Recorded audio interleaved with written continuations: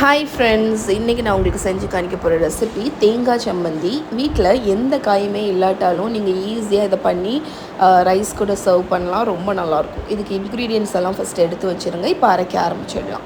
ஒரு மிக்ஸி ஜாரில் கொஞ்சம் சின்ன வெங்காயம், அதுக்கப்புறம் கருவேப்பிலை, ஒரு துண்டு இஞ்சி, வரமிளகா, புளி, உப்பு. நீங்கள் வேணும்னா பூண்டு கூட வச்சுக்கலாம். நான் கொஞ்சம் காஷ்மீரி சில்லி பவுடர் ஆட் பண்ணேன் கலருக்கு வேண்டி.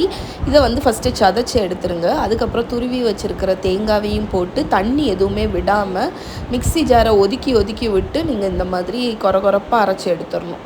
இந்த டெக்ஸ்சரில் இருக்கணும், எந்த தண்ணியும் விடக்கூடாது. இது ஒரு பிளேட்டில் மாற்றிட்டு கொஞ்சம் தேங்காய் எண்ணெய் ஊற்றிக்கோங்க. அது நல்ல ஒரு ஃப்ளேவர் கொடுக்கும். அதுக்கப்புறம் ப்ரிசர்வ் பண்ணும் உங்களுக்கு இந்த சட்னியை. ஸோ இதை நல்லா சின்ன சின்ன உருண்டையாக உருட்டி நீங்கள் சாப்பாடு கூட சர்வ் பண்ணலாம். இது பொதிச்சோருக்கு ஒரு ஏற்ற ஒரு டிஷ்ஷு. வெறும் சாதத்தில் இதை போட்டு வெறுவி கொஞ்சம் நெய்யோ இல்லாட்டி தேங்காய் எண்ணெயோ ஊற்றி சாப்பிட்லாம். இதோட ஃபுல் ரெசிபி yummy.com இருக்குது.